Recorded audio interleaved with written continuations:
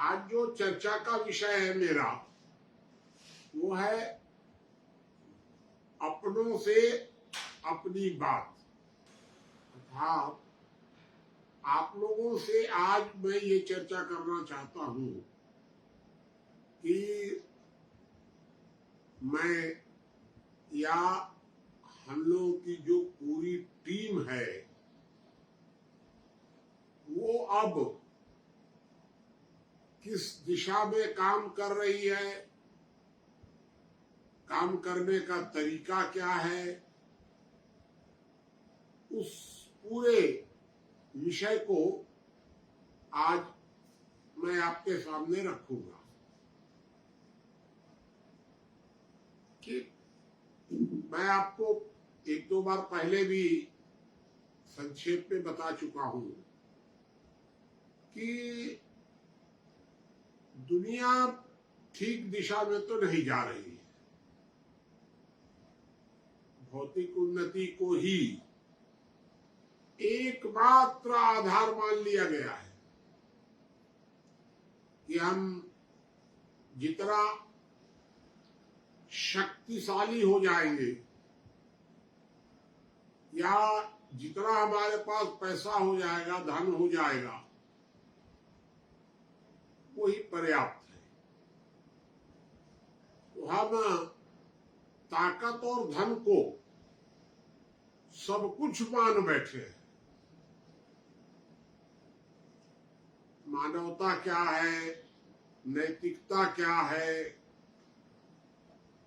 कर्तव्य क्या है, कोई मतलब कुछ नहीं उसका। सब सिमट गया है भौतिक उन्नति में। मैं तो इस विषय में हमेशा सोचता भी रहा, प्रयत्न भी करता रहा। मैंने ये जो सोचना शुरू किया था ये 1955 में शुरू किया था। 55 में मेरी उम्र उस समय 15 वर्ष रही होगी, 14 वर्ष करीब 13, 14, 15 इसी के बीच में इतनी उम्र थी। उस समय से सोचना शुरू किया था कि दुनिया ठीक दिशा में नहीं जा रही है। सोचता रहा, प्रयोग करता रहा, नए नए दिमाग में प्रयोग आते रहे। एक प्रयोग किया, सफलता नहीं मिली कुछ, दूसरा प्रयोग किया, दूसरे प्रयोग में भी सफलता नहीं मिली, फिर तीसरे तरह का प्रयोग किया। प्रयोग करता रहा, चिंतन करता रहा, समस्या का समाधान क्या निकलेगा। समस्या है और ये सारे प्रयोग करने के बाद और तब जब मेरी उम्र रिटायरमेंट की हो गई तो जितना रिसर्च किया था, जितना प्रयोग किया था, उनका जो रिजल्ट निकला, निष्कर्ष निकला, वो निष्कर्ष मैंने एक पुस्तक, एक निवेदन के रूप में लिख करके और समाज को दे दिया और रिटायरमेंट ले लिया। और वास्तव में पूरा रिटायरमेंट तो अभी 2 और 3 अप्रैल को रामानुजगंज में ही हुआ है। उसके पहले तो मैंने पिछले वर्ष रिटायरमेंट की इच्छा व्यक्त कर दी थी, आंशिक रिटायरमेंट ले लिया था। आप लोगों को आज ये चर्चा करना चाह रहा हूं कि हम लोग क्या करने जा रहे हैं, क्या तरीका होगा और उस तरीके में आपकी भूमिका क्या हो सकती है। पूरी दुनिया में कहीं भी इस संबंध में इतना बड़ा रिसर्च हुआ ही नहीं है। अभी हुआ होगा 1000 साल पहले, 2000 साल पहले, वो हम लोग को नहीं पता है क्या है। बहुत बड़े बड़े रिसर्च हुए होंगे पहले तो, लेकिन इधर 200-400 वर्षों में दुनिया में रिसर्च नहीं हुआ है। भारत में तो होने का कोई प्रश्न ही नहीं था, क्योंकि भारत तो गुलाम था। ये मैं आपको बता दूं कि पूरी दुनिया में ये पहला रिसर्च अभी हुआ है। हम लोग की टीम ने ये रिसर्च किया है, प्रयोग किया है, निष्कर्ष निकाला है। आप अगर बहुत ध्यान से विचार करेंगे तो सारी दुनिया में आम तौर पर माने 99% लोग समस्याएं ही गिनाने वाले लोग हैं। ये समस्या है, ये भ्रष्टाचार है, ये फलाना है, ये ठिकाना है, वहां ऐसे हो रहा है, वहां ऐसे हो रहा है, सरकार गलत है, समाज गलत है, धर्म गलत है। तो सारी दुनिया में सिर्फ एक बताने वाले लोग हैं गलत क्या है। वो ये बताने की स्थिति में नहीं है कि जो गलत हो रहा है इसका कारण क्या है। कारण नहीं बता पा रहे हैं, समाधान पर तो चर्चा ही नहीं करना चाहते। भाई जो गलत हो रहा है वो तो दिखाई दे रहा है साफ साफ। आप घंटे भर तक गलतियां गिनाते रहे, ये समस्या वो समस्या, कोई महत्व नहीं है। महत्व तो ये है कि जो गलत हो रहा है उसका कारण क्या है, और कारण से भी ज्यादा उसका समाधान क्या है। अगर आप ठीक से पूरे दुनिया का देखेंगे, जो मैंने जो रिसर्च करके जो परिणाम निकाला, समस्याएं तो आप गिनवाएंगे तो 100 भी निकल सकती है, 1000 भी हो सकती है। लेकिन मैंने तो सारी समस्याओं को 4 जगह केंद्रित किया हुआ है, सिर्फ 4। आप लोगों को आज ये चर्चा करना चाह रहा हूं कि हम लोग क्या करने जा रहे हैं, क्या तरीका होगा, और उस तरीके में आपकी भूमिका क्या हो सकती है। दुनिया के प्रत्येक व्यक्ति में एक समस्या हो गई। दूसरी समस्या मैंने जो खोजी वो ये खोज करके निकाली कि परिवार व्यवस्था लगातार कमजोर हो रही है सारी दुनिया में। या तो टूट रही है या कमजोर हो रही है। दूसरी समस्या हो गई। तीसरी समस्या क्या है? तीसरी समस्या है सारी दुनिया के लिए, और वो समस्या ये है कि राजनीतिक शक्ति अधिक से अधिक पावरफुल होती जा रही है और समाज कमजोर होता जा रहा है। तीसरी समस्या हो गई। राजनीतिक शक्ति जिसको समाज के अंतर्गत होना चाहिए था, वो राजनीतिक शक्ति कमजोर होती जा रही है। कोई दबाव नहीं है समाज का, और राज्य लगातार पावरफुल होता जा रहा है सारी दुनिया में। और जो चौथा विषय है वो मैंने आपको बताया पहले कि सारी दुनिया भौतिक उन्नति के तरफ भागी जा रही है, नैतिक पतन हो रहा है। वो तो गई 4 समस्याएं। मानवता कमजोर हो रही है क्योंकि नैतिक पतन हो, यही तो 4 समस्याएं हैं। अभी ये 4 समस्याएं लगातार बढ़ती जा रही हैं।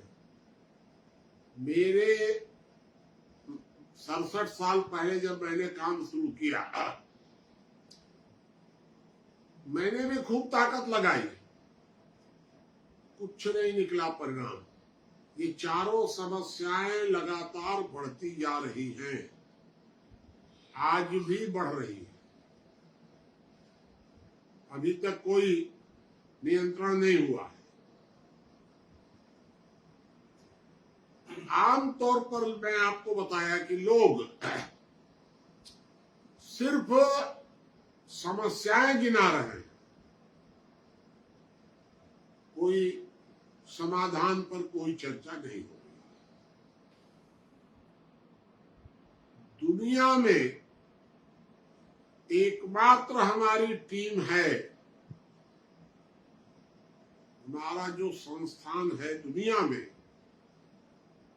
जो इस संबंध में सोच भी रहा है और समाधान का प्रयत्न भी शुरू कर दिया है। हम लोग की टीम सोच तो रही है, 67 वर्षों से प्रयोग कर रही है। लगातार प्रयोग करके हम लोगों ने जो एक निष्कर्ष निकाल लिया और वो निष्कर्ष समाज को दे दिया।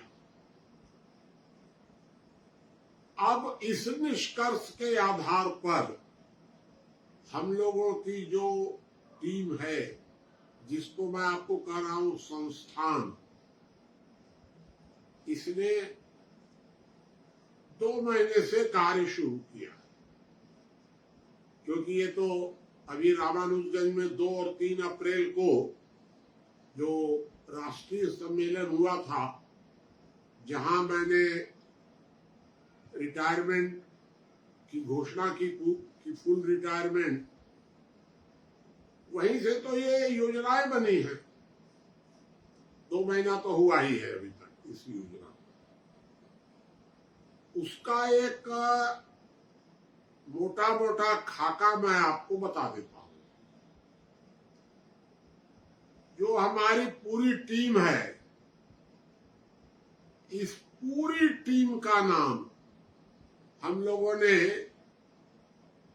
रखा है, पूरा नाम तो है मार्गदर्शक सामाजिक शोध संस्थान, पूरा नाम। लेकिन अब हम लोग कहना शुरू कर दिए हैं संस्थान, शॉर्ट नाम। इतना लंबा नाम बार बार बोलने की जरूरत नहीं है। तो मैं आपके सामने ये कह रहा हूं कि ये हम लोगों का जो संस्थान है, इस संस्थान ने कार्य करना शुरू कर दिया है। इस संस्थान के अंतर्गत हमारे 7-8 संस्थाएं कार्य कर रही हैं। ये जो कार्य कर रही हैं ये संस्थाएं हैं, और जो हम लोग कर रहे हैं ये सबको मिला करके ये है संस्थान, मार्गदर्शक सामाजिक संस्थान, शॉर्ट फॉर्म संस्थान। ये जो संस्थान है ये 7 संस्थाओं का मंच है, मालिक नहीं, डिक्टेटर नहीं, आदेशकर्ता नहीं, साधारण मंच है बस। ये जो 7 संस्थाएं कौन कौन सी हैं? एक संस्था का नाम है मार्गदर्शक सामाजिक शोध संस्थान। एक ये जो संस्था है मार्गदर्शक सामाजिक शोध संस्था, इस संस्था का कार्य क्या होगा? केवल एक काम, नए नए विषयों पर रिसर्च करना। वर्ष में 15 दिन का ज्ञान कुंभ आयोजित करना। उस ज्ञान कुंभ में बिल्कुल रिसर्च, सिर्फ रिसर्च होगा उसमें, बाकी कुछ नहीं होगा। ये जो संस्था है, ये संस्था कोई अन्य कार्य नहीं करेगी, सिर्फ अलग अलग नए नए विषयों पर रिसर्च करेगी। मैंने जो लिखा है उसमें आगे चल करके 6 महीने बाद, साल भर बाद कई जगह बदलाव की जरूरत पड़ेगी। वो बदलाव का अंतिम निर्णय ये संस्था करेगी, बाकी कोई अंतिम निर्णय बदलाव का नहीं करेगा। ये हो गया आपका मार्गदर्शक सामाजिक शोध संस्था। दूसरी संस्था हम लोगों की है, वो दूसरी संस्था है लोक स्वराज। उसको आप अभियान भी कह सकते हैं, मंच भी कह सकते हैं, जो भी अभी फुल नाम आ जाएगा, लोक स्वराज्य अभियान। ये जो संस्था है, इस संस्था का केंद्रीय कार्यालय रायपुर कबीर नगर में है, और जो केंद्रीय कार्यालय है वर्तमान में उस टीम के प्रमुख हैं ऋषि द्विवेदी जी, जो कानपुर के रहने वाले हैं। वो इस पूरी टीम के प्रमुख है, रामानुजगंज में भी थे ही, और तो सारे साथी उसमें लगे ही हुए। तो उस टीम के ऋषि द्विवेदी प्रमुख हैं। इस संस्था का भी सिर्फ एक काम है, दुनिया में जो लोकतंत्र है उस लोकतंत्र को लोक स्वराज्य की दिशा देना, बस। पार्टिसिपेटरी डेमोक्रेसी, ये हो गई हमारी दूसरी संस्था। तीसरी संस्था है हम लोगों की ज्ञान यज्ञ परिवार। ज्ञान यज्ञ परिवार का हेड ऑफिस रामानुजगंज। ज्ञान यज्ञ परिवार के जो प्रमुख हैं वो हमारे राष्ट्रीय प्रमुख मोहन गुप्ता जी हैं, रामानुजगंज के। मोहन गुप्ता जी को आप जानते हैं सब लोग, वो इसके प्रमुख हैं। ये ज्ञान यज्ञ परिवार जो है, इसके लिए रामानुजगंज में हम लोगों के अभ्युदय द्विवेदी और सुधेंदु महापात्र, ये दोनों रामानुजगंज ऑफिस में है, और बाकी तो सब लोग है ही हैं वहां पर। प्रमोद जी हैं और सब लोग हैं।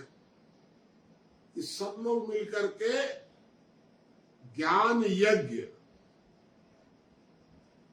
क्योंकि ये हम लोग को करना है। ये लोक स्वराज्य की लाइन बिल्कुल अलग है और ज्ञान यज्ञ की लाइन बिल्कुल अलग है, दोनों में कहीं तालमेल नहीं है, एकदम अलग अलग लाइन है। लोक स्वराज्य वाले अभी पूरे देश भर में अभी दौरा करेंगे। ज्ञान यज्ञ की जो टीम है वो रामानुजगंज को केंद्र बनाकर अभी रामानुजगंज के आसपास के क्षेत्र में ही इस कार्य को धीरे धीरे, हम लोग यज्ञ को महत्व देना चाहते हैं। यज्ञ के क्या लाभ है, ये सब समझाएंगे उसको। ये हो गया हमारी तीसरी टीम। चौथी जो हम लोगों की टीम है वो है समान नागरिक संहिता मंच। इस मंच के जो प्रमुख हैं वो विनय ठाकुर जी हैं। वो बहुत सफलतापूर्वक समान नागरिक संहिता का जो कार्य है उस टीम को लगातार बढ़ा रहे हैं। ये हमारी चौथी टीम है, समान नागरिक संहिता मंच। पांचवी टीम है परिवार सशक्तिकरण अभियान। ये परिवार सशक्तिकरण अभियान में हम लोग महिलाओं के अंदर भी परिवार व्यवस्था के विषय में कुछ जागृति ला रहे हैं और पुरुषों के अंदर भी ला रहे हैं। ये पांचवी टीम हो गई, परिवार सशक्तिकरण अभियान। छठवीं टीम हम लोगों की जो है, छठवीं संस्था है निर्दलीय लोकतंत्र। ये निर्दलीय लोकतंत्र जो है इसका ऑफिस है दिल्ली और इसका पूरा संचालन कर रहे हैं रामवीर जी श्रेष्ठ। आए थे रामानुजगंज, उन्होंने भी निर्दलीय लोकतंत्र पर अपनी बात रखी थी। जन संसद के नाम से वो चलाते हैं। ये निर्दलीय लोकतंत्र की जो टीम है ये छठवीं टीम है।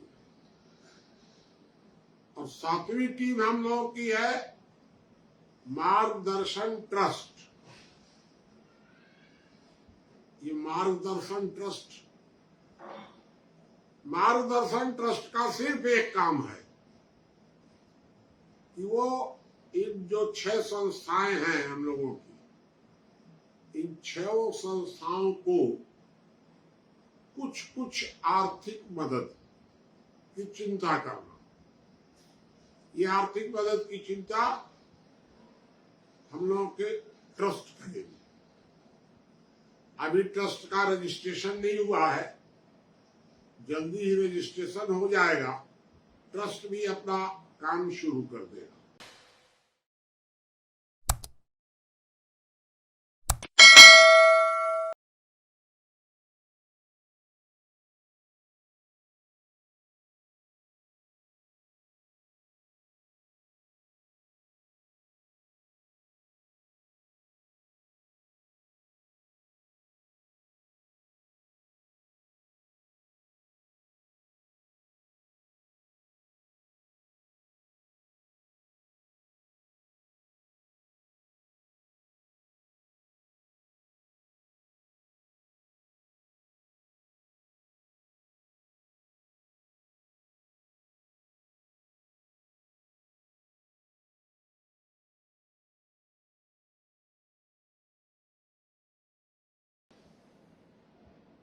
कोरोना काल में 2-2.5 वर्षों तक ज्ञान तत्व तो बंद रहा,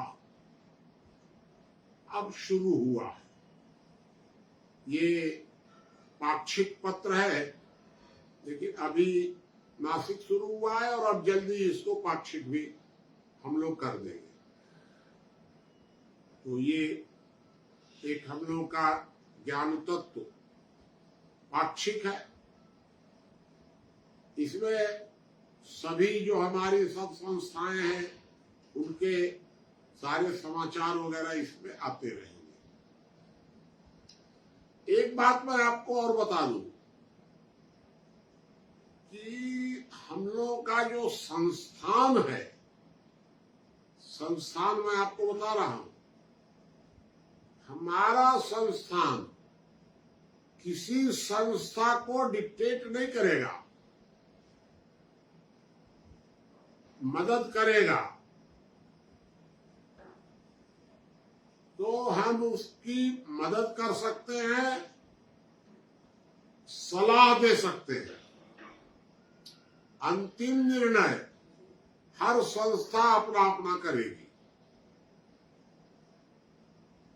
संस्थान सिर्फ एक काम करेगा कि सभी संस्थाओं के लोगों को इस बात की प्रेरणा देगा कि दूसरी संस्था के कार्यों में हमारे सारे लोगों को मदद करना चाहिए।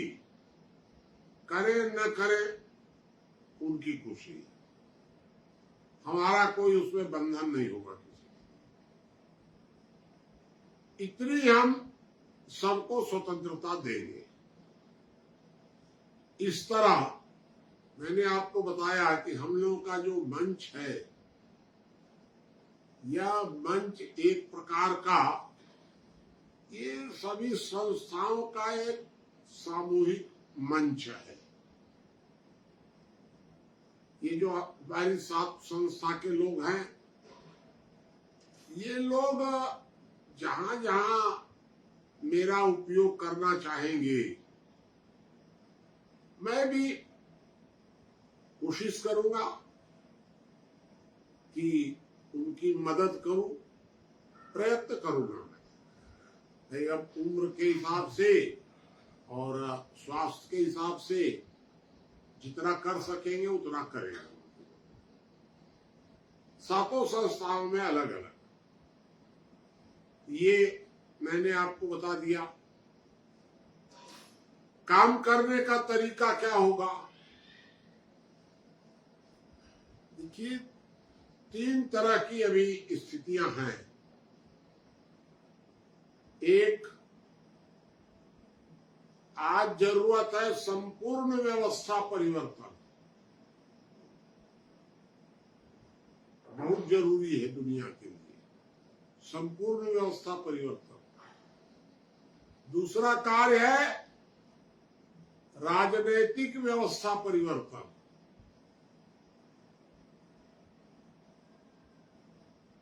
ये दोनों बिल्कुल अलग अलग हैं।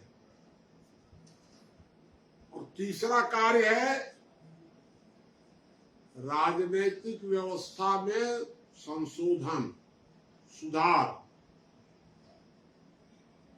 देखिए, एक बात आप समझ लीजिए, मैं भी अनुभव किया हूं, आप भी अनुभव कर रहे होंगे कि संपूर्ण व्यवस्था परिवर्तन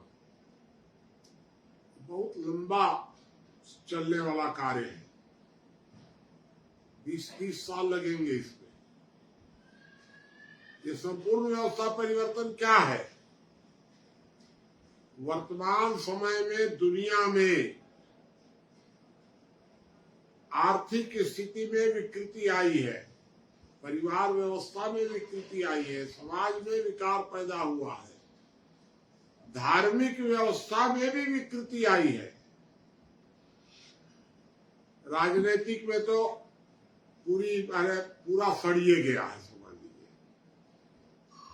लेकिन धार्मिक, सामाजिक, आर्थिक, पारिवारिक, सब जगह जो व्यवस्था है, सब जगह विकृतियां आई हैं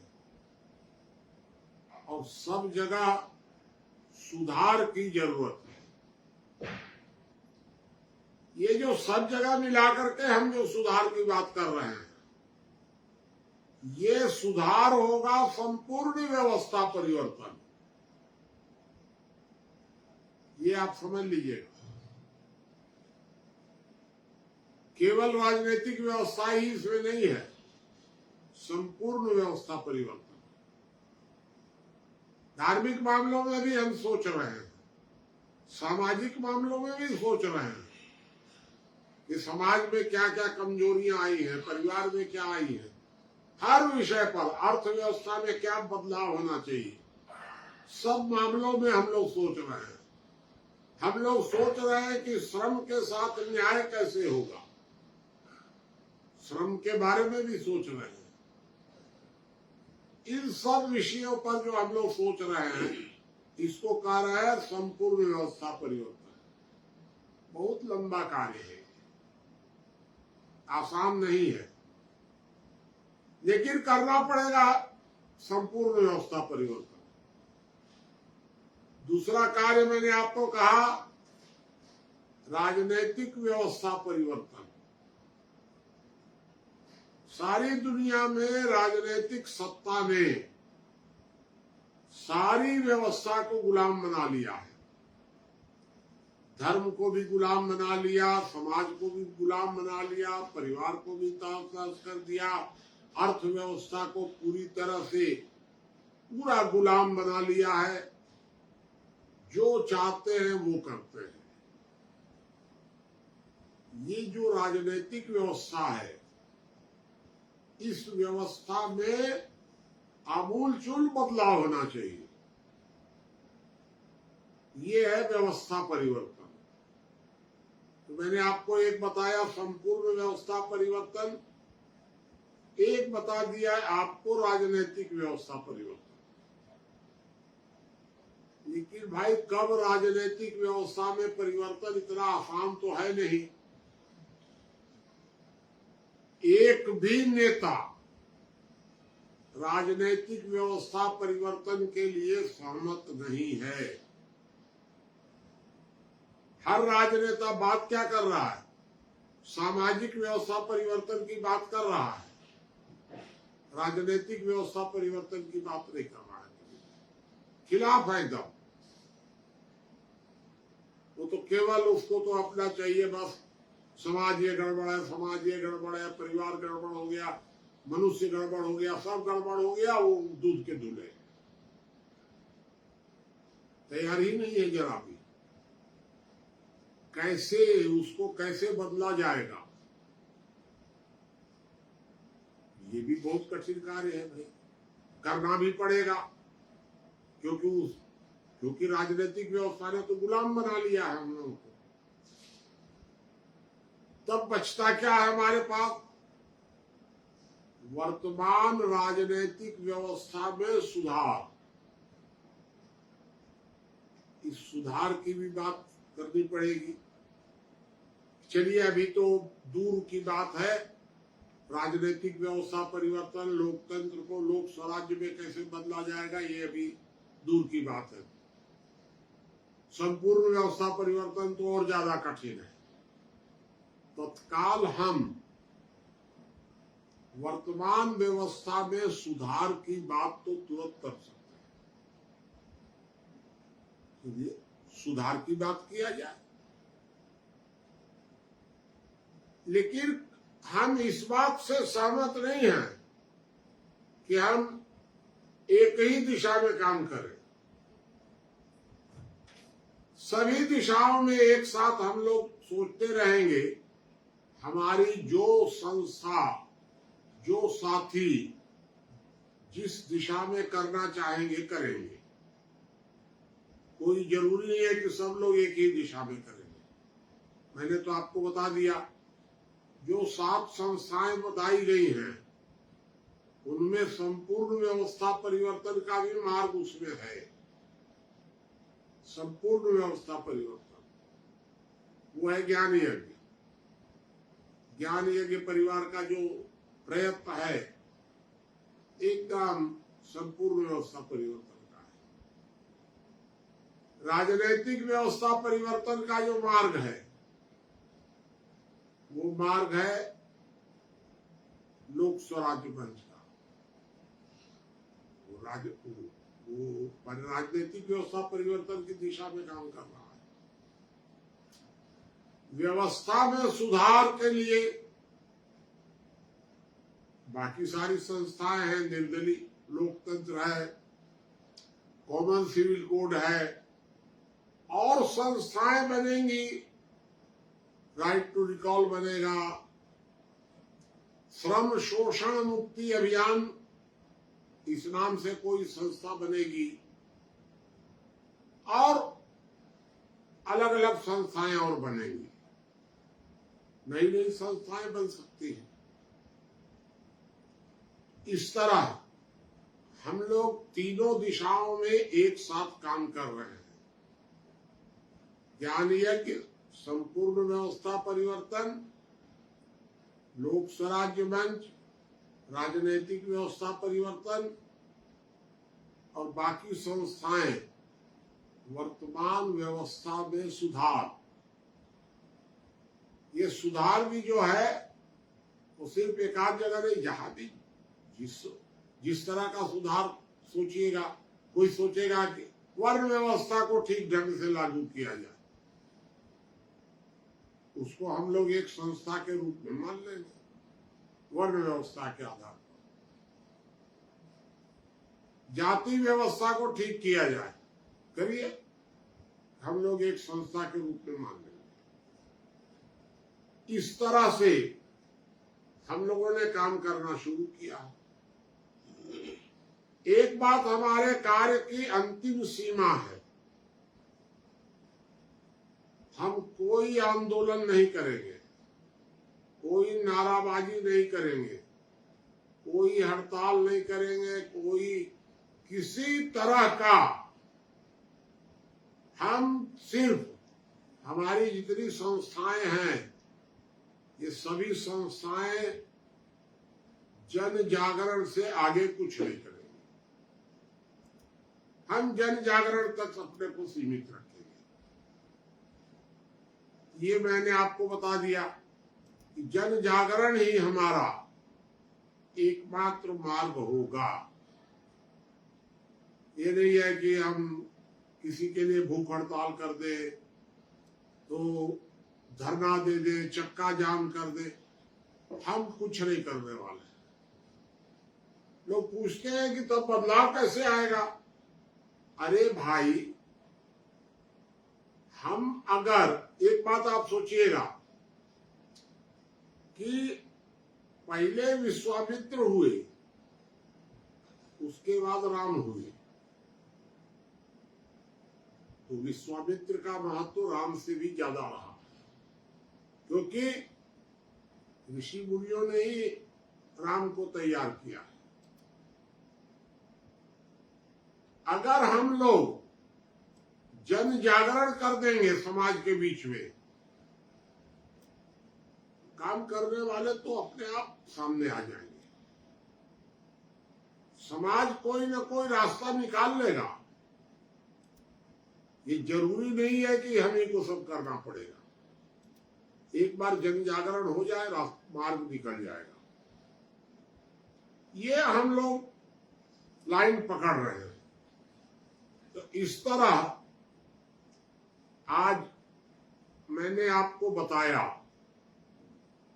कि हम समस्याओं को लोगों के बीच में बता करके भय नहीं पैदा करने वाले। ऐसा हो जाएगा, वैसे हो जाएगा, ये सब डर पैदा, क्योंकि हम लोग को कोई भयादोहन तो करना नहीं है कि समाज में डर पैदा करके और उस डर के माध्यम से हम कोई चीज आपसे लेना चाह रहे हैं। हम कोई भय पैदा नहीं कर रहे हैं, हम समस्याएं नहीं गिना रहे हैं। हम तो आपको बता रहे हैं कि ये समस्या है, इसका कारण ये है, इसका समाधान ये है। हम आपको समाधान बता रहे हैं। इस तरह से मैंने आपको, चूंकि विषय बहुत बड़ा था इसलिए थोड़ा टाइम ज्यादा लग गया, तो मैंने आपके सामने आज विस्तार से रखा है अपनों से अपनी बात।